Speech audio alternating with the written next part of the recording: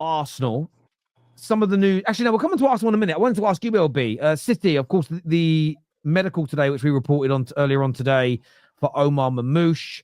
You signed the young centre back from, I think it's Brazil, 29 million quid.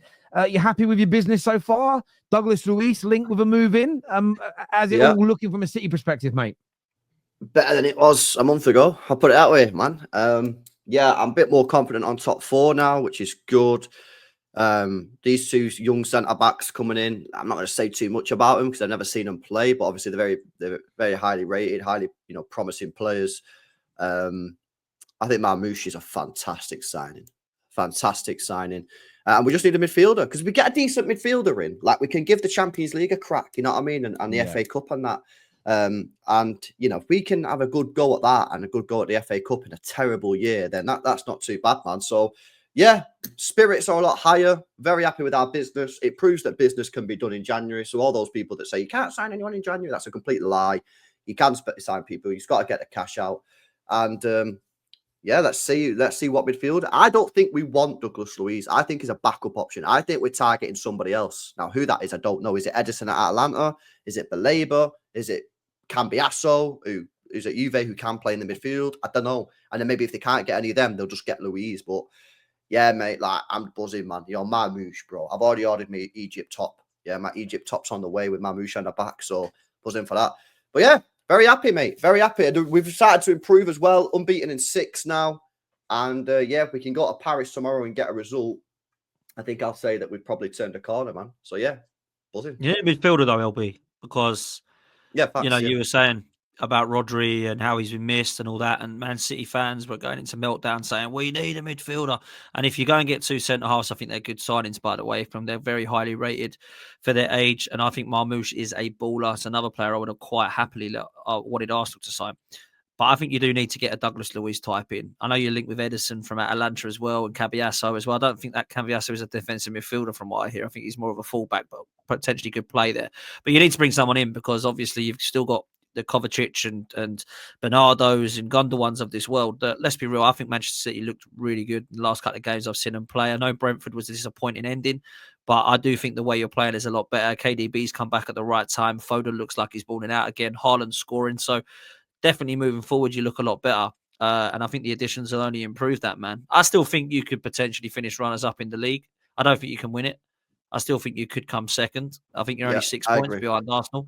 Yeah, so the way we're playing, I think anyone can catch us at the moment. And you look at what City are still in Champions League-wise and you're in the FA Cup as well. So Man City have had a poor start. And the league table looks like it's going to show not too pretty for them in terms of them winning it. But certainly they're not going to finish trophyless, in my opinion, if they can get signings right and start to get their form back, because it's City, isn't it? That's what City do. And I think the signings have been good. I think you've had the best January window so far, if I'm honest. You're doing stuff. And this is the difference between, I know we're going to come on to Arsenal in a bit. This is the difference between the owners and the way the clubs run at Manchester City in comparison to other clubs. And it's not just Arsenal, by the way. I look at what the other clubs are doing and thinking, what is actually happening here? Like, it's the 22nd of January, and City are about to potentially get their 4th player in when this midfielder comes in, on top of the 2 centre-halves of Marmouche. And my club, who's bare bones, is doing nothing, and it's the 22nd of January. So that's where we are in terms of seriousness. And I think that just shows what backing your manager does. Pep has clearly said, look, I'm signing, but you're going to have to help me here. Like, I'm not in a good position here. We're going to have to get some players in. They've gone, yeah, what do you need? Well, I want these 2 centre-halves, I want this winger, and I need another midfielder. All right, consider it done. That is what you should be doing as a club. That is a serious club to try and save their season. Mm-hmm. Arsenal, wow. Don't even get me started. Crazy. Yeah, I don't know why so many people say, like, you can't do business in January. I get that it's probably harder, right? And I get maybe some players are out of reach. For example, we can't get Bruno G out of Newcastle in January, right? Can we get him in the summer? Who knows? It's probably easier to get him in the summer than January, right? There are some players that you just can't get, but you can sign players. It's a complete and utter myth, right? If you couldn't sign players in January, they'd just close the January window, and all the football guys would just be like, what's the point of having a January window? It causes tensions, it causes us uncertainty, and no one actually buys anyone. So let's just close it, let's just cancel it. But they don't do that. Why? Because people actually do sign players. If the owners want to put the money, put their hand in the pocket, get the money out, and they go in properly, you'll get the player. Yes, you have to overpay a little bit. It's January tax. That's how it works. It's like when you buy an English player, English tax.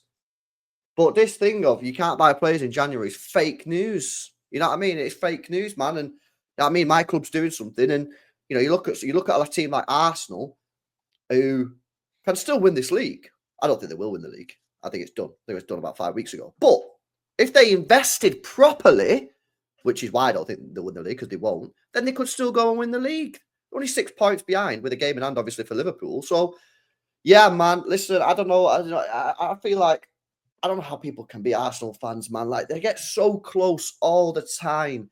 And it just feels, yeah, from looking out from the outside, looking in on Arsenal, they always get so close. It just feels that one little last push to really go for it, to sign that player that's going to move the needle, to get them over the line. Nah. Like this summer just gone. This was the summer to go big. Go and get another winger. Go and get another attacking midfielder. Go and get a striker. Go big. Go and get Osimhen. Go and get these guys. Mikel Merino, Calafiori, or Raheem Sterling on loan. It doesn't move the needle, man. You didn't win the league last year, so you need to play to win, to move the needle. You didn't get it, and it just, I don't know, man. Like, I don't know how Potts does it. I can't lie, mate. Like, I watch your fan cams, Pottsy, mate. You know what I mean? And I don't know how you do it, bro. It's a madness. It's tough, bro. It's tough because it feels like broken record when I do fan cams at the moment. You know, I put them out on my channel, or I go on FTV, or I go on other people's channels, and I say the same thing. And there's a lot of the fan base that don't like what I say because they think it's negative. But I get to a stage where I think, how can you not see what we're seeing? It's the 22nd of January. We had a terrible summer window. Okay, that's done. History. Stop talking about that now. Let's move forward. What can we do when this next January transfer window is open? On the 21st of December, Saka went down against Palace. 21st of December. We should have been going, oh my God, we're going for these targets. Saka's just gone down. What do you need, Mikel? What do you need now? Because he's one of our best players. Do you need to move it a little bit? Do you want something else? What do you think? Should we shift our targets to that? And we're just plodding along 3 weeks later, 4 weeks later, in fact. We're on the 22nd of January. That was the 21st of December. 4 weeks later, we've still got nobody in. And I sit there sometimes and I think maybe it is me then. Maybe it's deluded. Maybe this team is going to win the Champions League and the Premier League with this squad. But we know it's not going to, right? We know it's not good enough. Right now, the squad is not good enough. When you are 2-1 down against Aston Villa and you're thinking, we look tired. I don't want to be seeing us draw in this game. We've been 2-0 up. Let's look to the bench for some support. We ain't got anything. Raheem the Dream comes on, light for light with Martinelli, who was actually one of our better players. We've got Partey at right back. What's going on? This is a poor squad. We've got 12, 13 players that you look at and you think, do you know what? When Arsenal have everyone fit, they've got 12, 13, maybe more if people want to throw 14, 15 at me, that you think fair play. But we needed 20 at least that were top quality. And it ain't good enough. And the summer transfer window was a shambles. Merino, don't rate him, slows things down. Supposed to be a duel winner, loses a duel with Yuri Tillemans for the goal. Turning circle of a bus, slows the game down. Really poor in terms of driving us forward. I don't see anything that he's brought to the team. And I've said it before and I'll say it again. I don't see a massive upgrade on El Neni. Because you know what, with El Neni, he was pretty honest. He wasn't a Fabregas and he never said he was. He was a player who come in and was a squad player. And he'd do a little job for us. Yeah. Done his job. You know what it is? This guy is not taking us forward, Merino, at all. No, you know what's mad, right? Yeah, because let's try and park the Arteta thing, right? Because we spoke about that a lot, right? Whether you're Arteta in or whether you're Arteta out, surely you all agree, because there's a lot of division in the Arsenal fan base. I think we all know that, right? But surely you can all agree that this is poor. This transfer window is poor. You should have signed a player by now. Saka going down, for me, that day, I called it. I said the league's over. So why have they not signed someone? Why have they not brought someone in? Surely they can. Surely all Arsenal fans, no matter which side you're on, Arteta in, Arteta out, Kroenke in, Kroenke out, whatever. Surely you can all agree that that is poor. Your season is going down the pan because you've not brought enough players in January. Obviously, I think your summer transfer window was bad as well. We called that out at the time. I just don't understand what you're doing. I just feel I say it again, with Arsenal, I just feel that Arsenal are a good team. They're a very good team. But the difference between being a good team and a great team is quite a lot. Like you've got to invest and you've got to push. Yeah, we've all was on this panel supported teams that have won, right? And to get from a good team to a great team, you have to invest. Yeah, you have to pay. The good example, right? Because it was one player, right? 2012 when City won the league. Yeah. United missed out on the league on what goal difference or point, whatever it was. What did they do? They went out and bought Robin van Persie, a needle mover. And guess what happened? They won the league. It's not rocket science. You have to improve. And I just feel that this summer, the transfer business was appalling. I watched that. I've never seen that Marino before, right? I watched him like in the September or whatever international break. The first time, because I was looking at Zubimendi, right? And he was playing for Spain. And I watched him. I thought to myself, what does this guy actually do? Now, granted, it was only 90 minutes, right? And you can't really judge a player off 90 minutes. But I watched him for Spain. I thought, what does this guy actually do, man? I don't know why Arsenal signed him based off of the one game. And I was just, and I've been proven right on that. Like, I don't know what he's there for. I think you've mentioned this before, Popsy, that they thought he was some sort of Xhaka replacement. But Xhaka is levels above Marino. He's so much better, man. And they're not even similar, LB, either. They're not even similar in terms of the passing and the way that he drives forward. I think Xhaka's also got better leadership qualities and mentality, better mentality than what I can see from Mikel Marino. It's still early days. I'm happy to see at the end of the season. Likewise, Calafiori. But these two have not lifted us to another level. Now, people will say, oh, so you're not happy with them too. Listen, I would have been fine with them two coming in on top of a winger and a striker. Yeah, you don't buy them two as your stars to go, right, now we're ready, because we haven't got anything up top. And if you look at the actual areas and departments of the squads that Mikel Arteta spent money on, he's neglected the attack, because in midfield and defence, he's kind of stacked us, to be fair to him. Yeah. Now, some of those players aren't good enough in terms of the squad, but at least he's actually brought players in.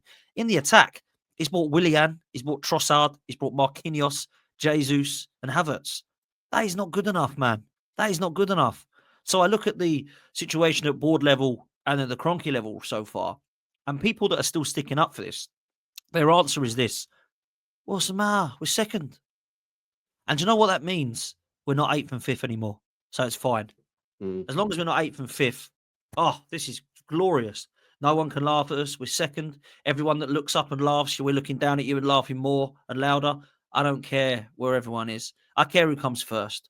I don't care if Arsenal comes second, then we can go, look at everyone else below it. I don't do that. Yeah, I don't give a damn. When we've come second, it's not been a success. It has been a failure, because there is only one team that can win this league. You don't come second and go, wow, I mean, this is unbelievable. We were 8th not long ago. This is insane job he's doing. Come on, man. The end of the process was not to come second. The end of the process was not to put us back challenging. The end of the process was supposed to be lifting silverware. We can't even lift cups. Let's be real. This season, there's more opportunity of everybody in the top 6 having a manager that could potentially win something this season other than us. And that's not even me bantering. Liverpool are probably going to win silverware this season, as are Chelsea. There's as much chance as Man City winning something this league. There's probably more chance, to be fair, if you winning something. And at the moment, Tottenham and Manchester United are 2 of the favourites, whether you think that's laughable or not, to win a trophy, whether it be a Carabao Cup or a European Cup. Arsenal have got to win a Premier League or a Champions League, otherwise we're not winning anything. And we have to deliver, Till. We have to deliver this season, man. Yeah, that's where insult gets added to injury. You know, Man United in the last 2 years haven't been very good. We weren't bad, actually, the first year of Amorim. For a while, we came 3rd in the league, but we haven't been that good over the last 2 years, and we've won 2 trophies. If somehow this Spurs team in 15th wins this Carabao Cup, you know, if Man United were to go on, you know, let's say this young Patrick comes in, let's say we did get the Osimhen deal, and we're playing if buts and maybes here. But say he comes in and he scores goals and we ended up going to win the Europa League.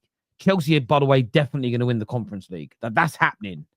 You know, if City were to catch you and finish in front of you, you add, and I'm not saying all these things will happen at the same time, but if even a couple of these things happen, it's insult to injury for Arsenal. And I got what you said at the start of this segment, that this is where Arsenal fans have got to start, I think, being a bit more grown up, dropping this nonsense about Arteta in and Arteta out in terms of I need to win that debate. Winning that debate, what does it mean? Let's say you win it.